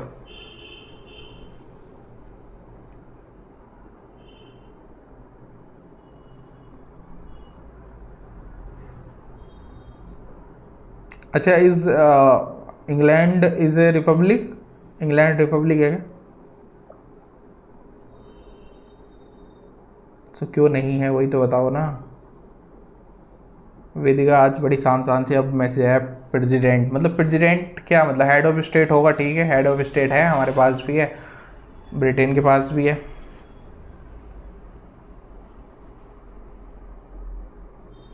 नहीं हेड ऑफ स्टेट तो है, मैं वो समझ रहा हूँ तुम्हारी बात, बट उसका क्या लेना देना, उस हेड ऑफ स्टेट होने से हम हो जाएंगे क्या रिपब्लिक, मैं ये पूछना चाह रहा हूँ। रिपब्लिक का सिंपल सा मतलब ये है कि जो हेड ऑफ स्टेट है वो इलेक्टेड होगा, ना कि मोनार्क होगा। ऐसा नहीं है कि कोई पर्टिकुलरली कि इंडिया, जैसे इंडिया का ये राजा हुआ करते थे कि इन राजा की जो फैमिली के वंशज हैं वो हमारे हेड ऑफ स्टेट होंगे, ऐसा वाला प्रोसेस तो नहीं है इंडिया के अंदर। इंडिया के अंदर जो हेड ऑफ स्टेट है इलेक्टेड है, जबकि यहाँ पर ब्रिटिश वगैरह में सम्मान देने के लिए क्या करता है कि ये राजा की फैमिली से हैं, ये हेड ऑफ स्टेट है, मतलब वो एक तरह से मोनार्क की तरह काम करते हैं ना, समझ रहे हो बात को। इंडिया के अंदर जो हेड ऑफ स्टेट है वो इलेक्टेड हेड ऑफ स्टेट है, तो इसीलिए रिपब्लिक है इंडिया, क्योंकि यहाँ पर हेड ऑफ स्टेट जो है इलेक्टेड है, कोई भी मोनार्क नहीं है। क्लियर अभी रिपब्लिक का मतलब? अरे बता तो दो, क्लियर नहीं हो रहा, समझ नहीं आ रहा तो मैं किसी और वे में समझाऊँ, हाँ या ना, समझ आया कुछ? रिपब्लिक उस कंट्री को हम कह सकते हैं जिसका हेड ऑफ स्टेट जनता द्वारा चुना जा रहा है। और हमारा हेड ऑफ स्टेट कौन होता है बता दो, ये भी बता दो तुम, कभी ये भी नहीं तुम लोग बताओ, बताओ फटाफट बताओ, हमारा हेड ऑफ स्टेट कौन है करंट टाइम पे? President. Head of state is president, ठीक है। तो कौन है इस टाइम हेड ऑफ स्टेट? अब क्लियर है, ठीक है। तो वो किससे इलेक्ट हुई है? जनता के द्वारा। अब जनता ने उनको इनडायरेक्टली इलेक्ट किया है वो अलग बात है, लेकिन एट द एंड तो पावर बीच में उसके उनके पीछे क्या है, जनता की पावर है ना जिसने उन्हें इलेक्ट किया है। सो अभी ये सभी मीनिंग समझ आ गए हैं। इसके अलावा यहाँ पर ये सब मीनिंग्स तो शायद आपको पता ही होंगे, बाकी मैं बता देता हूँ। तो जो प्रीएम्बल है ये तो समझ आ गया सबको, एक तरह से इंट्रोडक्टरी स्टेटमेंट है। इसके अलावा ये जो फिलोसफी, वैल्यूज़, ऑब्जेक्टिव्स कि हम क्या अचीव करना चाहते हैं अपने कॉन्स्टिट्यूशन के थ्रू, क्या हमारी फिलोसफी रहेगी। हर एक, जैसे कंपनी की भी फिलोसफी होती है, हर एक इंसान की फिलोसफी होती है। अब फिलोसफी का मतलब ये नहीं कि तुम कोई धार्मिक बुक या धार्मिक किताब या कुछ भी हो। फिलोसफी मतलब हर एक वो चीज़ जिससे इंसान मतलब प्रभावित रहता है। कोई ऐसे फिलोसफी का सिंपल मीनिंग मतलब जिससे तुम प्रभावित हो, अच्छे के लिए कुछ कार्य करने के लिए या कुछ, या मतलब तुम्हारा कोर वो क्या है नेचर किसी चीज़ को लेके। मतलब मैं इसके टर्म्स में तुम्हें समझाने के लिए कोशिश कर रहा हूँ, समझ रहे हो। कि जैसे हम बोलते हैं कि हमारी इस चीज़ को लेके फिलोसफी क्या है, कि हम इस कंपनी को इन पिलर्स के थ्रू चलाएंगे, कि हम यहाँ पे प्रॉफिटेबिलिटी मेंटेन करके रखेंगे, इसके अलावा हम वर्कर्स का ध्यान देंगे। तो ये हमारी फिलोसफी है कि हम ये सब चीज़ें अच्छे से बैलेंस करेंगे। वैसी जो हमने नीचे पढ़ी ये सब हमारी फिलोसफीज़ है। वैल्यूज़ अगेन आपको पता ही होगा कि ये सब वैल्यूज़, अच्छा ये सब वैल्यूज़ पे तो हम कॉम्प्रोमाइज़ नहीं करेंगे। हम इंडिया को किसी भी मतलब पर्टिकुलर धर्म के प्रति वो ज़्यादा मतलब दूसरे के प्रति इंटॉलरेंट नहीं होने देंगे, और किसी के प्रति बहुत ज़्यादा अटैच नहीं होने देंगे, ताकि उसका जो इफेक्ट्स हैं वो उनके फैसलों में ना आए। तो हमारी जो कोर वैल्यूज़ हैं जी, ये हमारे कोर वैल्यूज़ हैं कि हम इन सब चीज़ों पे तो कॉम्प्रोमाइज़ बिल्कुल नहीं करेंगे। इसके अलावा ऑब्जेक्टिव्स कि हम ये अचीव करना चाहते हैं कि हम सोशल इकोनॉमिक इक्वालिटी जो है वो हम अचीव करना चाहते हैं इन सब के थ्रू, कि ताकि एक बैलेंस बन के रहे, समाज सोसाइटी अच्छे से लोग जिए खाए पिए, ठीक है। और इसीलिए इसको सोल बोल दिया। सोल क्या चीज़ होती है? सोल मतलब एक तरह से वही तो है जहाँ से तुम्हें एनर्जी मिल रही है, जो तुम्हें एक तरह से वो पर्टिकुलर चीज़ करने के लिए मोटिवेट कर रही है, जो सही चीज़ें करने के लिए आपको मोटिवेट कर रहा है, तो उसको हमने उस वे में सोल बोल दिया है, ठीक है। समरी तो समझ ही जाते हो समरी क्या चीज़ होती है, ठीक है। तो अब हमें क्लियर हो गया है sovereign, socialist, secular, democratic, Republic का मीनिंग। आई होप आप लोगों सभी को क्लियर हो गया होगा। इसके अलावा जस्टिस का मतलब आप लोगों को बता ही दिया कि यहाँ पर सोशल, इकोनॉमिक, पॉलिटिकल, तीनों टाइप के जस्टिस होने चाहिए, कि पॉलिटिकल भी होना चाहिए, इकोनॉमिक भी होना चाहिए और सोशल भी होना चाहिए। लायबिलिटी, यहाँ पर हमें अपने किसी भी विचार को व्यक्त करने के लिए डरना ना पड़े, सोचना ना पड़े कि कल के दिन को हमें फिर से कोई हमारे ऊपर कार्रवाई कर देगा। जैसे अभी कार्रवाई हुई एक उसके ऊपर, है ना, क्या नाम उसका, जो एक कॉमेडियन था, तो वो बेसिकली काइंड ऑफ है तो गलत ही, क्योंकि अगर किसी कोई मजाक कर रहा है तो इसका मतलब ये नहीं कि तुम जाके किसी का कुछ तोड़ दो, है ना। तो ये कहीं ना कहीं थॉट ऑफ एक्सप्रेशन के इन सब के खिलाफ है। थोड़ा सा इंसान को सहिष्णु भी होना चाहिए, अपने ऊपर जोक्स वगैरह ले तो सहने चाहिए कुछ हद तक, तो एटलीस्ट सभी तरीके से वो नहीं कि बस तुझे मार दो, तोड़ दो, काट दो, हम तो राजा हैं, क्योंकि राजाओं के ज़माने चले गए।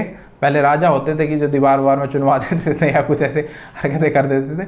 अब कोई राजा वाजा नहीं है, अब यहाँ पर सबको हक है कि अपने थॉट्स एक्सप्रेशंस जो है वो कह सकता है। लेकिन हाँ, definitely there should be a limit, होनी तो चाहिए लिमिट। खैर ऐसे किसी को तुम गाली देने लगोगी, मेरा वो लाइबिलिटी है थॉट ऑफ एक्सप्रेशन है, तो वो तो ओबीसी बात है। मेरे एक टीचर थे, वो बड़ी अच्छी बात कहा करते थे कि तुम्हारी स्वतंत्रता उतनी है जितनी सामने वाले को दिक्कत ना होगी। सामने वाले के सर्किल से, मतलब सामने वाले का एक सर्किल है, उसके बाहर तुम्हारी स्वतंत्रता है। ये नहीं कि तुम दूसरे सर्किल में घुस के उसके स्वतंत्र, एग्जाम्पल मतलब किसी के घर में तुम बोलो कि मैं तो भारत में घूम सकता हूँ, मैं किसी के घर में घुस जाता हूँ आज ऐसा वाला काम, तो वो फिर स्वतंत्रता नहीं हुई ना।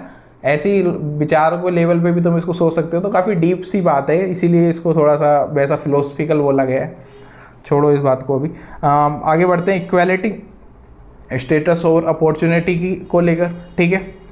अब ये सब चीज़ें ना बस ठीक है बताने के लिए, आप लोगों को भी पता है कि स्टेटस और अपॉर्चुनिटीज़ इन सब में कितना ही वो होता है ना, इक्वालिटी वगैरह। लेकिन जो भी है ऐसा लिखा हुआ है तो बस हम समझ रहे हैं अभी फ़िलहाल।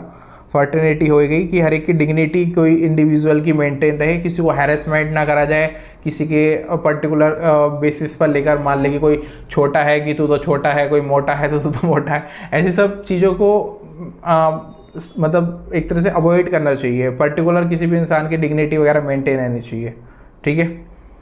And unity and integrity of the nation, तो ओबियसली बात है पूरी यूनिटी और इंटीग्रिटी नेशंस की पूरी तरह से हमारे इंडिया की मेंटेन रहनी चाहिए। ये सब चीज़ें आती तभी से है कि इंसान सही हो जाए तो फिर देश तो अपने आप सही हो जाएगा, क्योंकि इंसान देशों से बनता है ना। इंसान से देश बनते हैं, गलत बोल दिया मैंने। जैसे हम हैं वैसे तो हमारे नेता हम लोग चूज़ करेंगे ना, या नहीं? ऐसा कुछ नहीं है, ऐसा ही है। तुम डीप में जाओगे तो ऐसा ही है। वापस आते हैं उस क्वेश्चन पे, क्या प्रीएम्बल इन्फोर्सेबल है? तो बिल्कुल भी नहीं। जो मैंने आप लोगों से क्वेश्चन पूछा था, प्रीएम्बल जो है इन्फोर्सेबल नहीं है, और किसी भी राइट को, ऑब्लिगेशंस को डायरेक्टली कोर्ट ऑफ लॉ में आप इन्फोर्स नहीं करा सकते। एग्जाम्पल के लिए बताऊं तो आप कल के दिन को PIL दायर करके ये नहीं कह सकते कि मुकेश अंबानी की संपत्ति में से मुझे भी हिस्सा दो, है ना, कि ये सोशल और इकोनॉमिक जस्टिस नहीं हो रहा है हाँ, कि वो उसमें चल रहा है, गाड़ी में चल रहा है, मैं साइकिल से चल रहा हूँ, तो मुझे भी कुछ बीच का माध्यम तो दिलाओ, कुछ हाफ टायर वाली 2 टायर वाली गाड़ी तो दिलाओ। कर सकते हैं ऐसा काम? नहीं कर सकते ना। तो अगर इनको हम इन्फोर्सेबल बना देंगे तो फिर क्या होगा, प्रॉब्लम हमारे साथ स्टार्ट हो जाएंगी, ठीक है। अच्छा, अगर किसी को अपॉर्चुनिटी नहीं मिल रही तो उस सेंस में तो इन्फोर्सेबल है। अपॉर्चुनिटी नहीं मिल रही तो वो मतलब फिर अलग वे में चला जाएगा ना, वो उस चीज़ को वे में डील नहीं होगा ना। जैसे फॉर एग्जांपल इसके लिए पर्टिकुलरली कुछ वो भी हैं, सेक्शंस और आर्टिकल्स भी हैं। जैसे वो डायरेक्टली प्रीएम्बल से मतलब उसको पावर नहीं मिलती है, उसको मैं ये चीज़ क्लियर करता हूँ। जैसे फॉर एग्जांपल आपका कोई एग्ज़ाम है, कंपटीशन एग्ज़ाम्स जो होते हैं, मान लो इसके अंदर लेडीज़ को हिस्सा नहीं लेने दिया गया, या फिर कोई पर्टिकुलर जेंडर कम्युनिटी या किसी उसको हिस्सा नहीं लेने दिया गया। सो उसके लिए पर्टिकुलरली जो उस एग्ज़ाम से रिलेटेड प्रोविज़न है कि गवर्नमेंट ऐसे एग्ज़ाम कराएगी, उससे रिलेटेड जो आर्टिकल है वो पावर दे रहा है उसको, ना कि प्रीएम्बल पावर दे रहा है, ठीक है ना। आर्टिकल हैं इससे जुड़े हुए, तो वो आर्टिकल उसको पावर दे रहा है। ऐसे अभी जैसे एक कॉन्ट्रोवर्सी हुई थी कि अब से लगभग शायद 5-7 साल हो गए हैं मुझे जहाँ तक लग रहा है, हाँ, कुछ बिल्कुल फंडामेंटल राइट्स वगैरह भी हो सकता है कई जगहों पर। एक वो था कि प्रेसिडेंट के जो घोड़ों को चलाते हैं ना, प्रेसिडेंट के करंट टाइम पे घोड़ों को, जब प्रेसिडेंट कभी आते हैं इधर उधर, तो उनके घोड़े कई बार साथ में आते हैं, तो उसमें ना एक पर्टिकुलरली क्रीड एंड कास्ट के लोग भर्ती होते थे। राजपूताना से रिलेटेड कोई मतलब पर्टिकुलरली वो था कि यही लोग इसमें वो लोग लेते थे, मतलब ऐसा रिचुअल सा चलता हुआ आ रहा था काफ़ी टाइम से, प्रथा एक चलती हुई आ रही थी कि ये टाइम के लेंगे। तो पीछे उसके ऊपर लगभग 5 साल 7 साल पता नहीं, अभी कुछ इतना टाइम हो गया होगा, तो उसके ऊपर फिर सुप्रीम कोर्ट के अंदर बहस हुई, केस चला, ये सब हुआ। तो उसमें फिर फाइनली सुप्रीम कोर्ट ने कह दिया था कि ये करंट टाइम के कॉन्स्टिट्यूशन का वायलेशन है, कि ऐसा थोड़ी है कि पर्टिकुलरली कोई राजपूत उसी कास्ट का हो, उसी चीज़ का हो, तभी उसको कि वो प्रेसिडेंट की सुरक्षा में लग सकता है। जो कैपेबल है, मान लो किसी की बॉडी अच्छी है, उसका ब्रेन भी अच्छा है, और वो मन से भी मतलब पूरी तरह से सेवा देने के लिए तैयार है, साइकोलॉजिकल टेस्ट भी अपने क्लियर कर रहा है, तो फिर वो राजपूत हो ना हो उस चीज़ से क्या लेना देना हो गया इस चीज़ का, है ना। सो वो सब चीज़ें के लिए सुप्रीम कोर्ट बैठा ही है बीच बीच में ठीक करने के लिए लोगों को। सो कुल मिला के इन समरी में हम बताना चाहें तो कुल मिला के जो प्रीएम्बल है वो लीगली इन्फोर्सेबल नहीं है। फंडामेंटल राइट्स जबकि लीगली जो है इन्फोर्सेबल है ना, फंडामेंटल राइट्स इन्फोर्सेबल है। याद रखना ये सब एग्जाम्स में क्वेश्चन से आ जाते हैं, कई बार सीधे क्वेश्चन आप लोगों से पूछ लेते हैं कि ये इन्फोर्सेबल कौन सा नहीं है, इनमें से टिक कर लो, या कौन सा इन्फोर्सेबल है, इस टाइप से क्वेश्चन में पूछ लेते हैं। It is like a guiding light जो हमें गाइड करती रहती है, ठीक है। आई होप आज का सभी को पढ़ाया हुआ पूरा क्लियर हो चुका होगा, मज़ा आया, पढ़ाई हुआ क्लियर है सभी को। जल्दी बताओ फटाफट, फिर करंट अफेयर्स करते हैं। Okay, done done done done. Current affairs की तरफ बढ़ते हैं।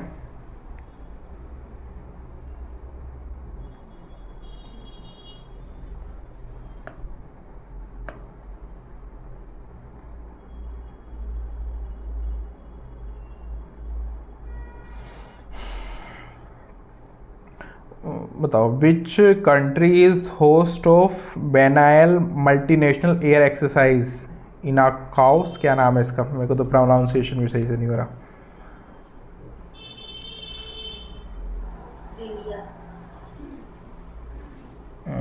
सो अभी ने कहा ए ग्रीस, इसका सही आंसर है ग्रीस। इंडिया नहीं है, इंडिया रॉन्ग आंसर है।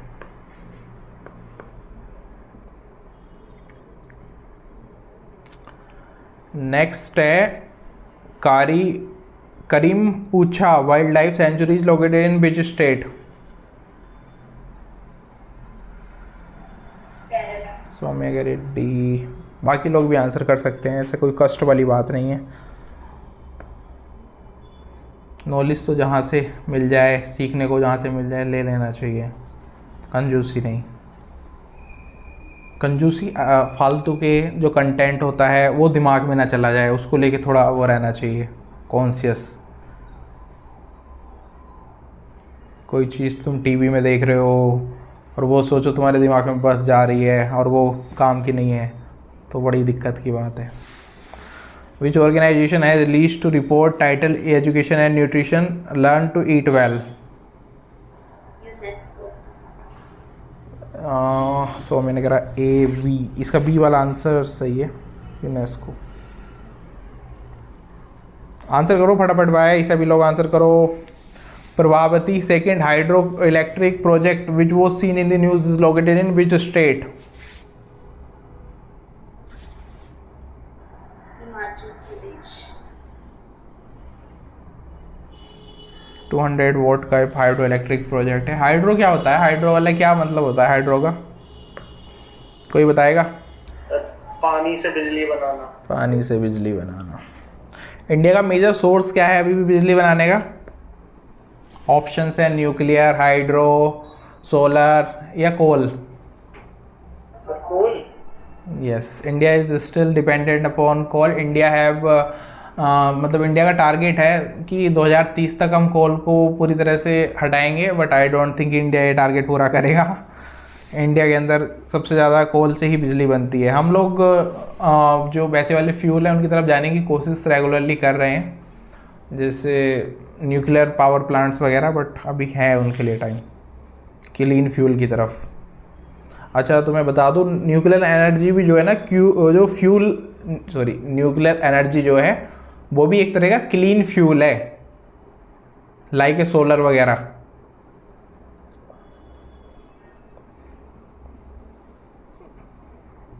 Sarhul festival is mainly celebrated in which state, तो इसका आंसर हो जाएगा झारखंड। सही है। बताओ next, where is national conference on environment 2025 held, कहाँ पर हुई है? न्यू दिल्ली। सही है।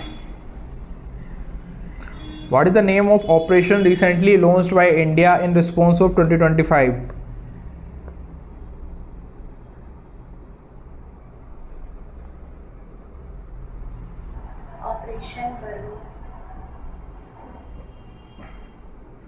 न्यूज़ नहीं देखते क्या तुम लोग? बिल्कुल सही बताया। वो ब्रह्मा, ऑपरेशन ब्रह्मा नाम रखा है जो अभी वो आया है ना, उसके रिस्पॉन्स में जो इंडिया से वो भेजी गई हैं टीम्स वगैरह।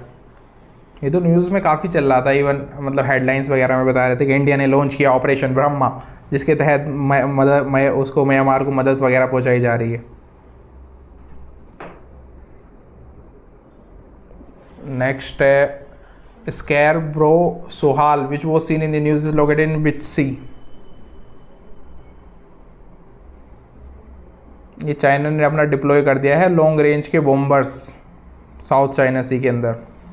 बिल्कुल सही है। Which country is host of sixth BIMSTEC summit?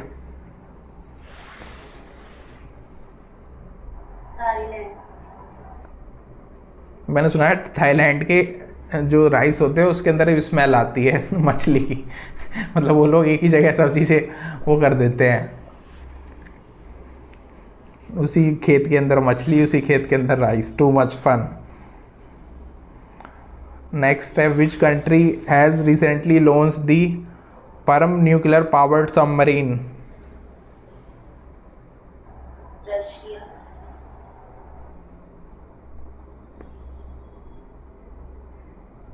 Russia is the correct answer. वालिद अदरवाइज क्लास को करते हैं एंड।